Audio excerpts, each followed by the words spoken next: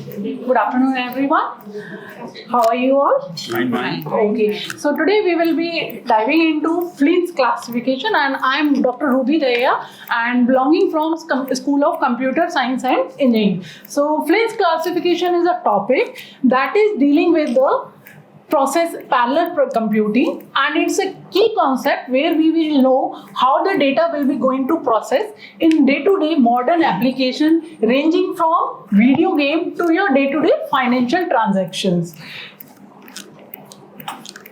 So what we are going to learn about this session is, at the end of the session, you all will be able to identify what are the processor type based on the Flynn's classification.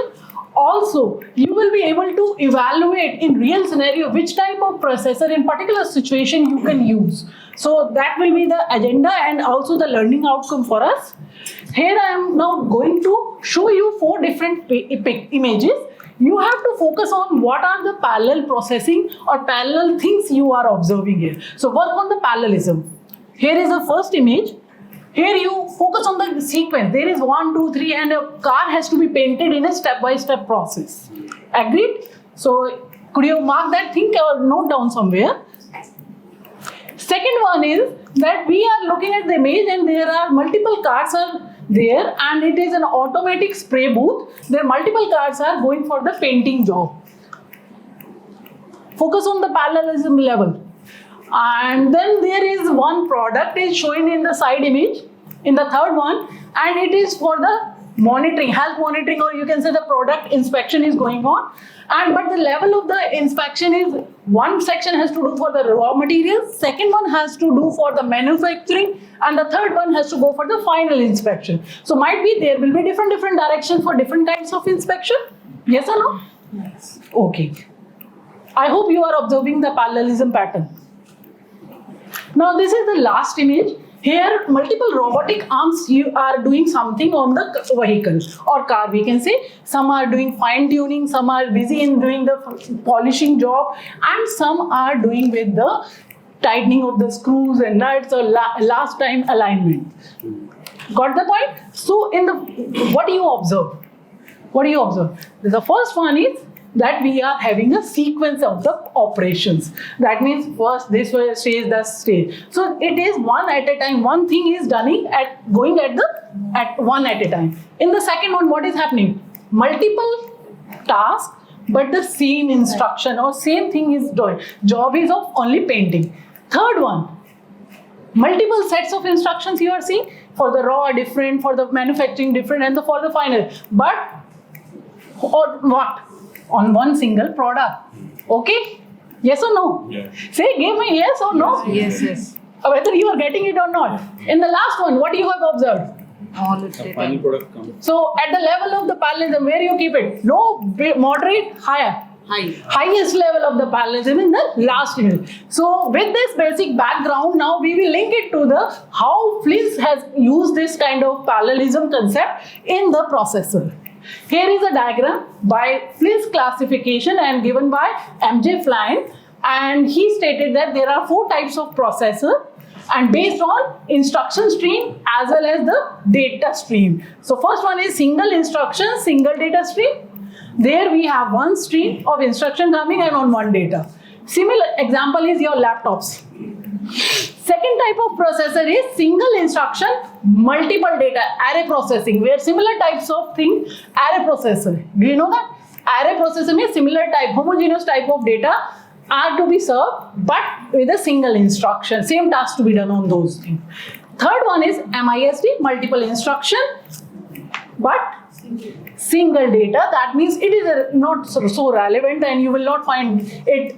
But yes, there are some kind of redundant system architectures. There we use like flight control management. They have sensor data and they apply different algorithm on the similar sensor data. That means they are applying algorithm because so avoid the fall. If something happens, other algorithm must work in. So that's why MISD is there. Last one is multiple instruction, multiple data that we have observed. There are multiple processors are running, taking data from the data pool. Also, they are taking instructions, multiple testers parallelly from the instruction pool. So that is MIMD. I hope you are clear with these terms. What was the first one? SISD, MD, MND, and last one MIMD. Okay. So take out your scanners. Quickly, we will take a recap of these, what we have learned, these terminologies. Just wait. Scan it, please. So the rest can scan so they can see the questions as well, but you don't have answer. Just wait.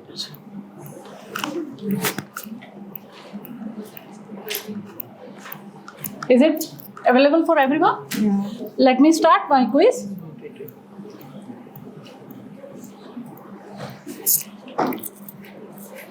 First one. Attempt it in 30 seconds. You have to do it first. Here you first scan. Just attempt quickly. One as respond. SISD. Instagram filter is a SISD. Who? And three. All have given single instruction, single data. I'm afraid nobody have got the level. It is single. We are applying the filter on all the pixels of a particular image. So single instruction, multiple data stream. That is there. So second one quickly we go with this. 2, 3. Yes. MISD. No one got the MISD. 1 because same stream. Okay, thank you. Now we will reach to the. This is a. Now there is two groups, you and you. Divide yourself in a group as a group. Instruction is group 1 will read with the scenario 1 and jot down some points. And scenario 2, you will be jotting down some points related to scenario 2. Make it quick. You have a 1 minute time. Discuss and later on discuss whatever you have find out your choices. Baka?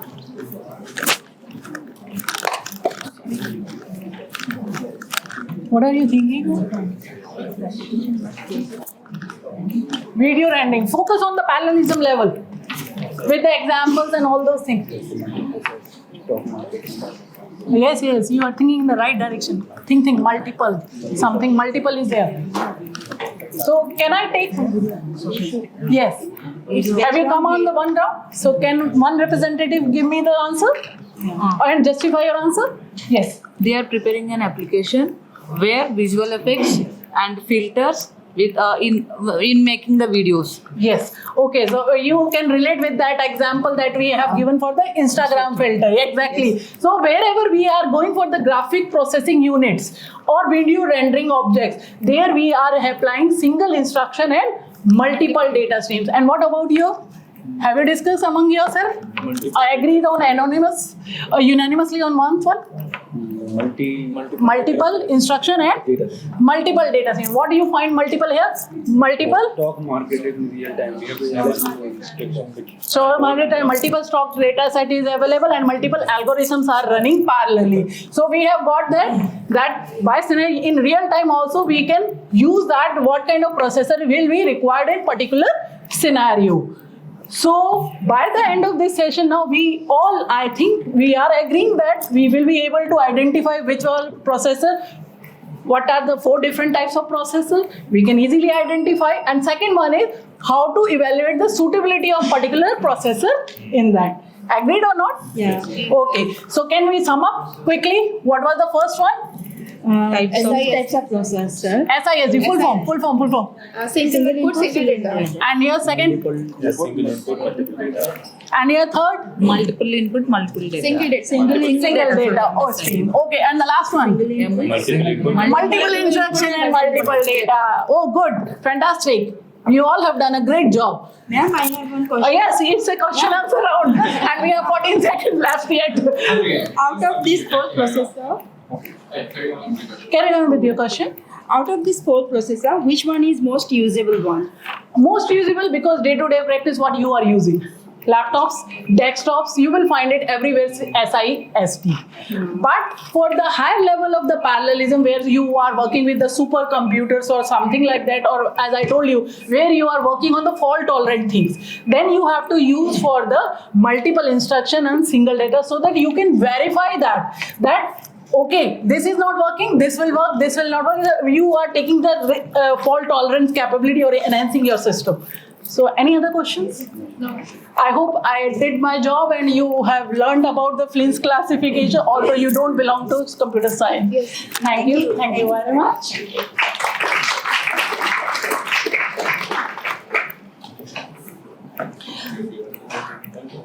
Now should I start from the self-reflection or do you?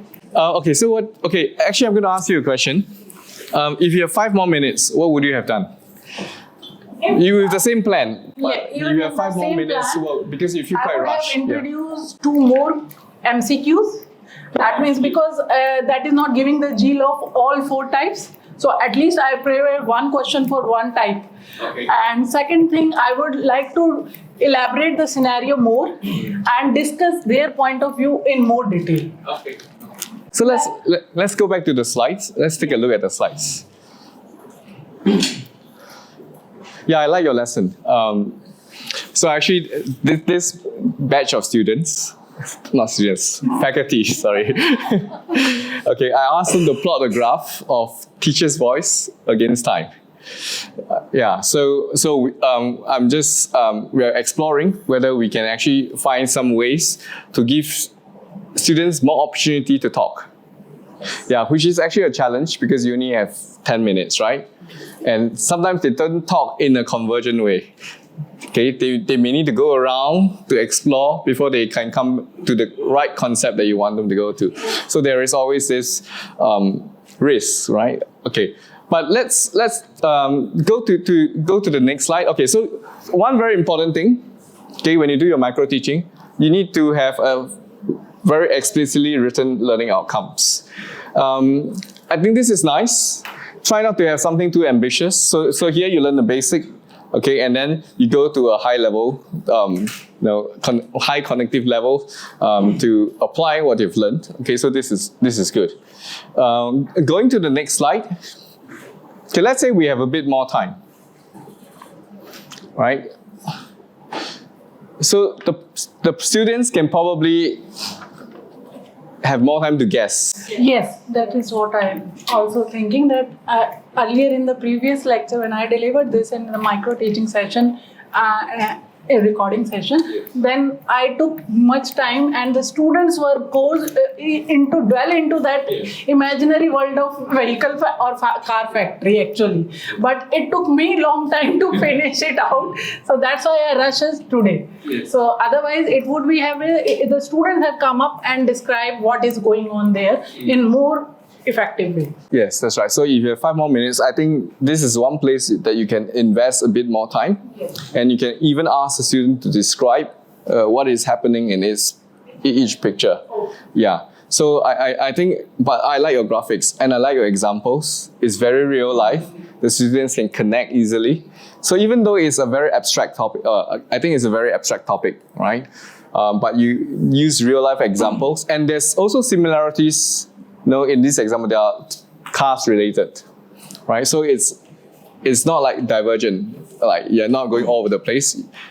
So I think this is a very good example and good slides. And let's move on to the next one. Okay, so actually I was thinking whether the 2 slides, after you do this, you can go back to the previous slide and put these labels in. Yes, so to build the connection. Yes, that's right. Verbally I did it. I was trying to correlate this with other picture. Yes, yeah, that's right. Couldn't. Yes, so this is a possible opportunity. Yeah, so this is so if you have like 5 more minutes, okay. Actually, to be fair, because actually the amount of content, if it's in the real class, how much time would you take to teach this? Actually, in a real class, Exactly 20 minutes. about 20 minutes. 20 minutes. Yeah. 20. Okay.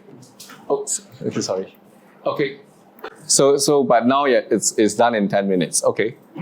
And then students will have more time to process. I would have asked the more real scenarios from the students also. That is missing here. Yes. So that will help me to assess whether they have able to critically find out, evaluate the suitability or not, which I have learning outcome. Yes. By scenario, they have done a bit, but actually they should come up with few examples of from their imagination. Yes. That is what I missed. Yes. I think that's, yeah. But if you have more time, this is something that you can do, right? Yes. Okay, so now I'm always asking the students after the micro teaching, you have 5 more minutes, 10 more minutes, what will you do? Okay, so you ask students come up with their own examples, okay, because that's high order thinking already, okay, and at quite a high level, because they immediately can see the relevance and the applications of these protocols. Okay, let's move on to the next. Okay, and then you have quiz questions, right, to check the understanding of the students. So this is important, to check understanding. And finally, applications. No, it's fine. So it's just a point to. So I think actually 2 questions is good. We don't have to test all the 4. Yeah, I think 2 questions is good for them to just to reflect on their learning. And I think the scenarios is good also, and you divide it into the groups. So if actually they have more time, okay, unfortunately it's quite rushed. If they have more time, they can talk to each other, and then you can listen to them. That will be good. Okay. So, but of course, the micro teaching is 10 minutes. It's a very big challenge. Yeah. So you will have to pick a topic from your subject areas, right? That can demonstrate. So it's like a health checkup. So we'll just take the pulse and take the blood, and from there we'll see whether you're healthy, right? So here, So actually, I think you wanted the students to talk more, right? Yeah, but you're trying to fill the gaps. Yeah, so that's something that in a real class you would actually have done that, right? When you have more time, when there's less time pressure. Okay, so I'm going to go through the various tables to actually solicit some feedback. Maybe I should ask the students, how do you feel? Yes, sir, it's good. Yeah, teaching actually prospectus and the approach is very good, and we learn also, and we can understand. What do you like most? You say it's good. So which part do you like most? The explanation part, the configuration of the figure she was explaining, that is very good, very good, and that slides are also clear. That's why we can understand what she said. Okay, so the examples. We can connect. Yeah. Close to the point. We can connect. Okay. Thank you. Sir, as per my feedback, sir, actually that all entire lecture is very good, but it is more about the teacher centric. So Yeah. it is more about teacher centric. I have some answers, but I don't find the time to give the answer because the hint is already available. Yeah. So I have to take the time, think and answer. Yes. And the presentation was very good. And the answer part, we have to give the time to answer to student also. Okay. Sir, I like this question part. She has divided into 2 groups, and both the groups were given 2 different questions, not the same questions. So that's the best part. Okay. Okay. So we'll go around the tables. Yeah. You do want to say something? Okay. So let's go to table 1 or 2. One of the tables can make some comments on communication. This is one. On the table too. I'll give to you then. We'll- Communication. The communication part. Are you going to see? Yeah, I'm good. Okay. So we'll just take one person from 2 tables. Okay, so good evening everyone. Ma'am, you taught very wonderfully. You have tried to put all the skills in 10 minutes of the session. But if I'll talk about the communication part, so not for the verbal, but if I'll talk about the written part, so the content was quite long. We could not able to read the question within a time. We could not able to respond it. So that is the only part which I feel that it should be more precise, so that in the 10 minutes, students and learner can able to read it properly. and answer it properly if it is more precise, because I think 1 minute it take to read both the scenarios. I have given this, but already the time is passing, so that's why I have to rush this activity. Otherwise, Now, I do understand that the pressure of the 10 minutes, is quite hard for everyone. So you have 10 more minutes extra. Thank you. So we will allocate some time for them to look at the picture, explain it. even in the quiz also, the last part, ma'am took the time for scanning, so I have to again put the back to the scanner so that she can participate. Yes. So that time is also there. So we No, I can, do understand. No, I agree with you that To summarize all the things in the 10 minutes. that's why it's a 4-minute activity, not and we have finished it in 2 minutes. I have one question. I have one question. It's wonderful. In micro teaching, the teacher's part it should be 6 minutes. In micro teaching, Yes. teacher's part reading should be 6 minutes. The 4 minutes is about submit to the student. That's the part of the micro teaching. no, we didn't. No, we reverse. didn't fix that. Yeah. So if you have 10 more minutes, so you could also allocate some time for reading. Yeah, if it's a 20-minute lesson. Yeah. Okay, let's move on to the next. Table 3 and 4 is facilitation. Yes. Anyone?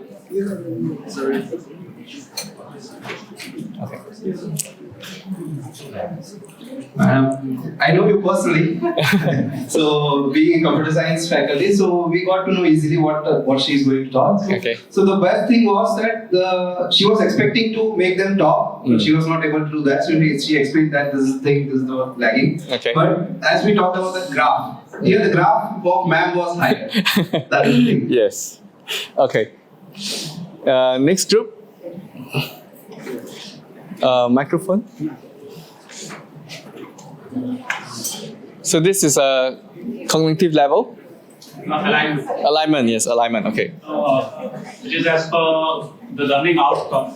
Yes. And I found that ma'am was very good in that, because if she can make us talk about this table is of the people from humanities and social sciences. Yes. If we can identify the processor that can be used in real time and what kind of processor it can be. Yes. So I think her lecture was quite good. Yes. Whatever be the other problems because of the time scenario, Yes. that can be overcome with practice. But her way of teaching and spreading or giving the information to the students, that was quite good. We got it, we classified it, and we learned. Okay, very good. I need to ask you, how long do you take to prepare the 10 minutes? Sir, actually, it is an ongoing process. Till date, I have refined this lecture. Okay. From the feedbacks from the sir that I have at the recording session, learning outcomes has been changed now, and it is more that means the language is more simplified. Earlier it was analyze the impact or something like that. I have changed it and converted it into 2, and that's why if I have to prepare one lecture like this, it took me 1 day sometimes. So kind of examples, I have to find out the images which I am looking at to make a complete story out of that. So, and sometimes I find the images, but the clarity on the screen that doesn't come. So that is how, and also looking for the scenarios that is precise also, related also, and to be completed within the time given. So otherwise the scenarios are lots of their case studies are available, but So how long did it take you to make the connection, to think of the car examples? I mean, I think these are original examples that you came out with, right? How long do you get those inspiration?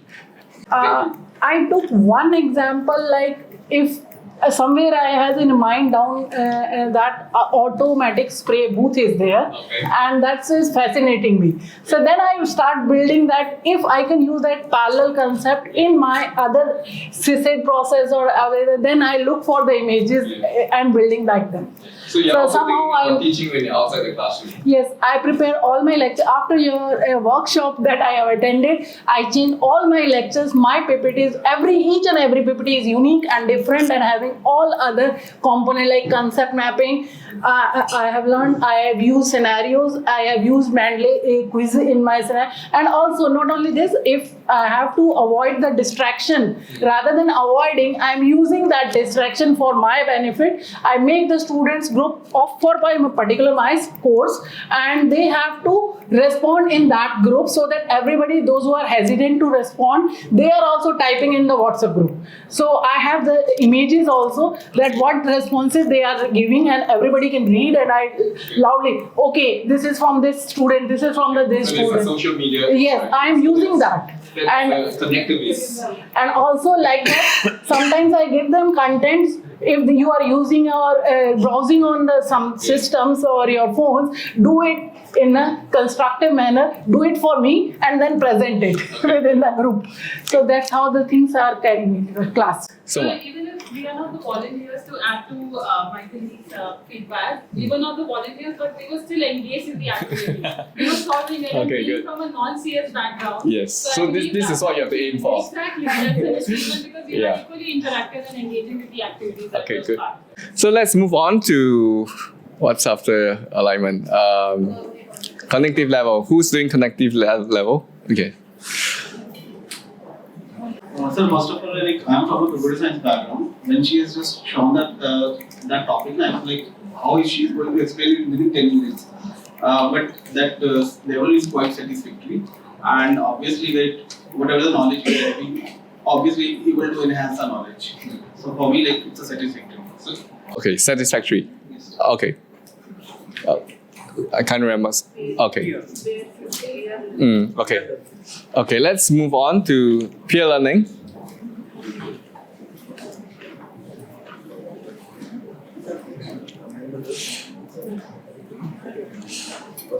Okay. As far as peer-to-peer learning was concerned, I think being the members of the group, the students were from diverse backgrounds, so that sort of was a constraint to peer-to-peer learning, because they were themselves at sea. They didn't know what really the topic is about. They were studying about it for the first time. So that could have been better if people from the same discipline could have been there, because they would have had some basic understanding of what the topic is about. Okay. So I don't think that was anything to do with a lacune in ma'am's lecture. I think they were all trying to grapple with the topic and trying to understand it. Okay. Not really a reflection on it. Okay. So there's one more. Thank you. It was because of the time constraint. Yes, ma'am was yes. facing. She could not give time for the student Yes. to talk. Otherwise, ideally that the student talk more and the instructor talks less. Because of that time constraint. Yes. Okay. So when you choose a topic for your own micro teaching, because here you are teaching four things, and then they have to When I was giving this scenario activity and I was moving around them, I'm not giving them lectures or something or not telling something. It's just like giving them hints so that they can be in the focused direction and in the right path. They should not move or divert from the wrong direction. So that is a part of scaffolding for me. So don't consider that at that time also the teacher was talking to them. Yeah. So actually, so one of the things, I'm quite an evil teacher. I will withhold the hints. Okay, I'll make them struggle. But of course, there's time because you need to wrap up in 10 minutes. This is unfortunate. The duration of time. And here you're teaching 4 different systems, and they have to learn it and then classify. But I think you have achieved a lot in 10 minutes. But actually, for me, I would like to give you another 10 minutes if I can. Okay. But the reason why it's 10 minutes is, if you look, there's so many of you, right? If we have double the time for everyone, then I can't do my work in NTU. Okay. Yes. Just to add, I think ma'am did a wonderful job in the 10 minutes that was given to her. Yes. I think what made it simple was that she used those pictorial representations Very good point. to Yes. explain the topic. Because had those pictures not been there, not being anywhere close to the topic that was being discussed, I would have not understood anything at all. That's right. That's right. So I think those pictures to depict and explain Yes. the topic made it simpler for even a layman person not belonging to the field to understand what's going on. Very good. So I think in those 10 minutes. So that's a very, you just said a very important tip, right? You can replace all the words with pictures. Yeah. So the pictures will say a lot more than what you can say. Yes. I think that's a very good concluding remark. Thank you very much. Okay. So, okay.